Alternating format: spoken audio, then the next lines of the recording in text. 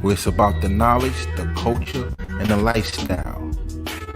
My name is C.E.O. Dream, and this is the future of hip-hop journalism.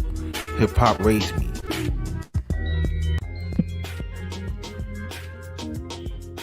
Easter Deal. This is Hip Hop Raised Me, the blog where we celebrate 47 years of the younger genre of music, which is hip hop. It's about the knowledge, the culture, and the lifestyle. My name is C.E.O. Dream, and this is the future of hip hop journalism. Okay, people, let's get into it. Today, we want to wish a happy Heavenly Birthday to John Fletcher, aka Ecstasy, one of the lead vocalists and co-founder of the hip-hop group whodini. He was 56 years old when he passed away just a couple of months ago. But today is his birthday. He was born June 7th. Came out of Brooklyn, New York, out of White Coat Projects.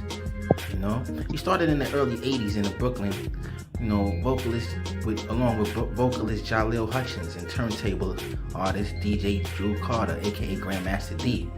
Whodini was one of the first rap groups to add R&B twists to their music, thus laying the foundation for a new genre, the New Jack Swing. The group made its name with the good humor songs such as Magic's Wand, the first rap song accompanied by a video, The Haunted House of Rock, Friends, and 5 Minutes of Funk, and also Please Come Out at Night. To call Whodini a smash would underestimate the immenseness of their popularity during the 1980s and 1990s. They issued 6 studio albums, 4 of which were certified platinum, and boasted more than a dozen Billboard hit singles. Whodini was among the first hip-hop groups to cultivate a high-profile national following for hip-hop music and made significant inroads on urban radio. Their accessible songs, clever videos, and well-regarded concerts made Whodini hip-hop royalty and one of the most iconic groups in the genre's history. Whodini stopped recording by the turn of the century, but continued to tour from time to time, even as their music has remained a staple for the generation of fans who will no doubt mourn the loss of this pioneer group member at such a young age. Rest in peace and happy Heavenly Birthday, John Fletcher, also known as Ecstasy. Alright, people. On this date, June 7th, 1994, Warren G released his debut studio album, Regulate, the G-Funk Era. It was released by Violator Records and distributed by Rush Associated Labels. The album's biggest hit was the eponymous single, Regulate, a gritty depiction of West Coast gangster lifestyle, which samples singer Michael McDonald's hit, I Keep Forgetting Every Time You're Near, and featured Nate Dogg. The album also contained the top 10 hit, This DJ. This song, Regulate, was also featured on Above the Rim soundtrack, which was released on March 22nd, 1994. An altered version of the song, So Many Ways, appeared in the 1995 film, Bad Boys. The album received generally positive reviews from critics. Spin highly recommended the album, concluding, truth be told, Warren G wasn't cut out of to be the hard ass. He's a romantic, in love with soft sound. Critic Robert Christall commented positively regarding the coolly menacing nature of the music. Warren G also received 2 Grammy nominations. This DJ was nominated for a 1995 Grammy Award for Best Rap Solo Performance, while Regulate was nominated for a 1995 Grammy for a Best Rap Performance by a Duo or Group. The album debuted at number 2 on the Billboard Top 200 album charts, selling 176,000 in its opening week. The album later went on to sell over 3 million copies in the US and has been certified triple platinum by the Recording Industry Association of America. Also, on June 7th, 1988, Strictly Business. It's the debut album by the hip-hop duo epmd. It was released on June 7th, 1988 by Fresh and Sleeping Bag Records. Around the world, and BCM Records in Germany. It peaked at number 80 on the Billboard 200 soon after its release, yet it earned the RIAA Gold Album certification within 4 months of its release. In addition, it has received much positive critical attention since its release. In 2012, the album ranked number 453 on Rolling Stones magazine's list of 500 greatest albums of all time. The album, known for its lighthearted party raps and funky sample brilliant production, the album has no guest MCs or producers except DJ K-La Boss. The album is broken down track by track by the group in Brian Coleman's book, Check the Technique. With 4 singles, It's My Thing, the 500 greatest albums of all time. The album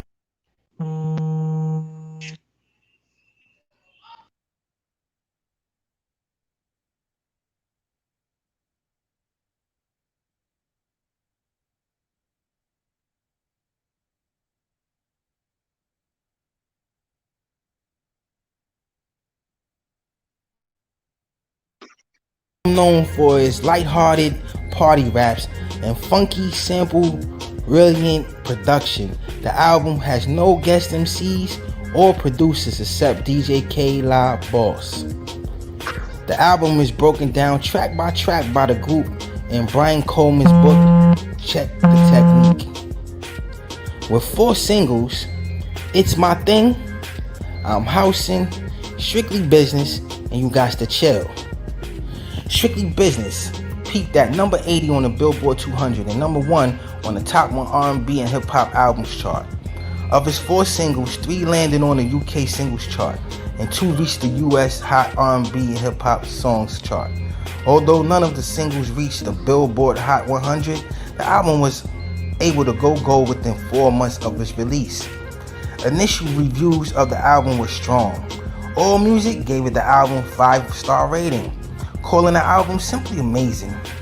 The Source assigned the album a 5 mic rating, making it one of 43 albums to ever reach this rating. Robert Christgau also gave it an A rating soon after its release.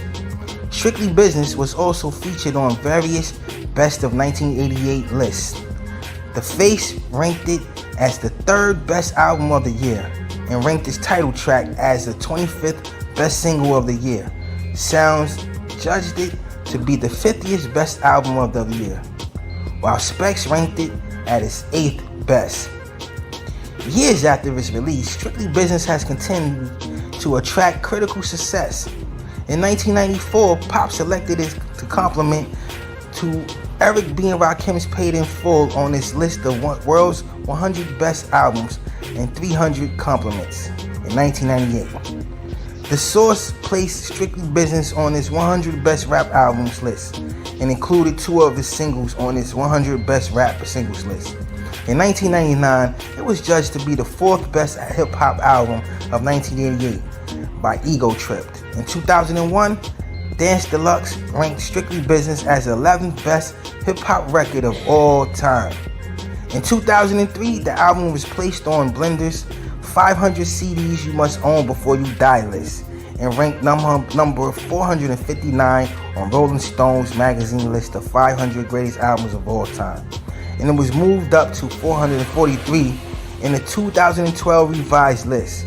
Additionally, the Rolling Stone album guide, which initially rated the album as 3.5 stars out of 5, awarding the album with 5-star rating in 2004. Retrospective reviews by Spin. 1995, The Virgin Encyclopedia of Popular Music. 2002, Martin C. Strong and Sputnik Music. 2006 have respectively allotted the album a 9 out of 10 rating, a 4-star rating, a 5-star rating, and a 7 out of 10 rating. Strictly Business is now widely considered to be a classic release and seminal hip-hop album. Shout out to epmd. We would love to see you guys come back with a new album. Shout out to Eric and shout out to Parrish. Mariah Carey shuts down all rumors of an explosive fight between her and Jay-Z. There were recent reports that Mariah Carey has left Roc Nation's management company, having an explosive fight with Jay-Z, founder of The Roc. As she has consistently proven over the years, the legendary pop star will address anything that someone has to say about her, which speaks to her nature as an Aries. She spoke out after seeing the damaging headlines claiming that she had a falling out with Jay-Z, responding with the instant classic tweet, clapping back after reporting that she had left Roc Nation management wing. Mariah Carey's only explosive shit I'd ever had get into with Hov is such as our #1 song, Heartbreaker. To those people who make up these lies, I say poof, vamoose, son of a... Get the rest. Failed to mention whether she actually left her management group.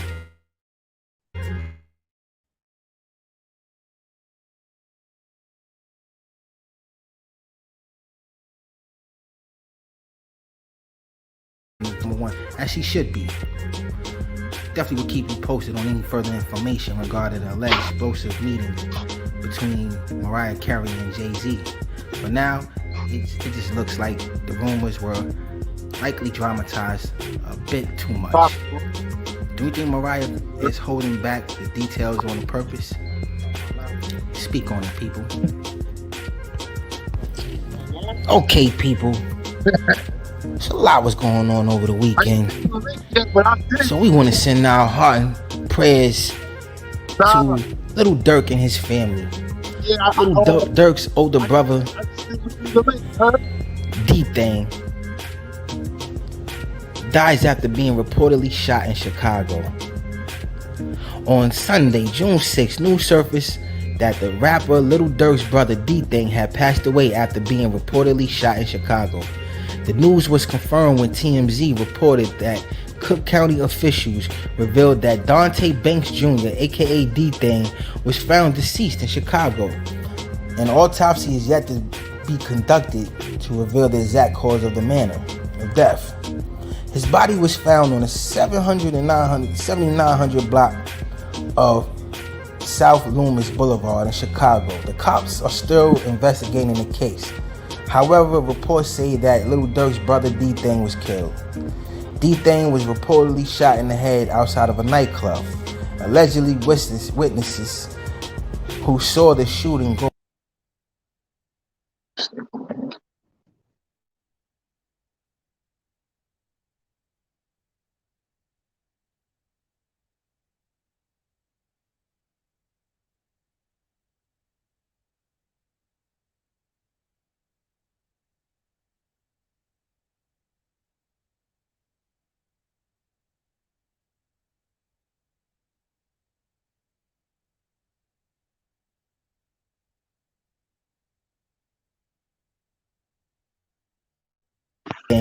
was found deceased in Chicago. An autopsy is yet to be conducted to reveal the exact cause of the manner of death. His body was found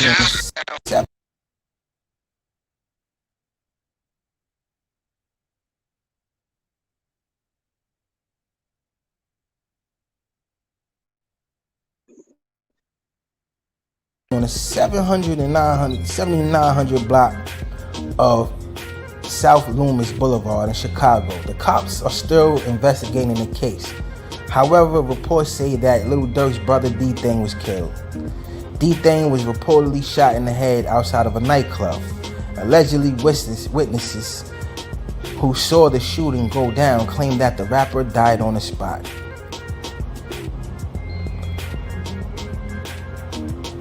Who was Little Durk's brother D-Thing? D-Thing was Little Durk's older brother. The 32-year-old was a rapper himself. Although not as big as Little Durk himself, he has a string of released songs. The late rapper has over 11,800 listeners on Spotify. Some of his famous songs are G's Box, Bunny Hop, Caution, and Wildin' for Respect. His latest release was Play It Back, which released on June 1st. He has another song, Play With My Heart, is set to be released on June 8th. He has over 1,600,000 followers on Instagram. This is yet another tragedy to strike the Chicago rapper Lil Durk. He has already lost a handful of friends and loved ones in recent years. His label mate, King Von, was shot and killed last year. Turn Me Up Josh, a producer he worked with, died just last week. The rapper commemorated his producer friend's passing with the post. The 28-year-old rapper is yet to comment on his brother's death, D-Thing, being reportedly killed. So our heart and prayers goes out to Lil Durk and his family. May the Most High grant you and your family strength during this time. Rest in peace to D-Thing. From us at Hip Hop Raised Me, the blog. Now, I'm no sportscaster, nor am I a commentator. But did we all see the fight between Floyd Mayweather and Logan Paul? What do you think, people? Did you think Floyd Mayweather would lose? Come on now. The man displayed why he's one of the best of the best. And his legacy remains intact. Great sportsmanship between the two. It was a great fight. Even though Logan Paul didn't get knocked out. I guess that's where the height and the weight and the reach advantage came into play. Hey, but who am I? I'm just C.E.O. Dream. Bless up, people. This is HIPHOPRaisedMeTheBlog.com, where we celebrate.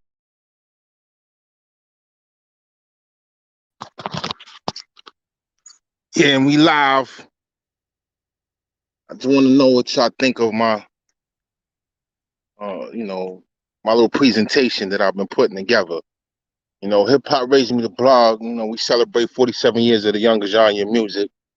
I just wanted people to hear everything we have in store. So, y'all stay tuned. We're gonna have a whole lot of more new stuff coming to y'all. Bless up, people.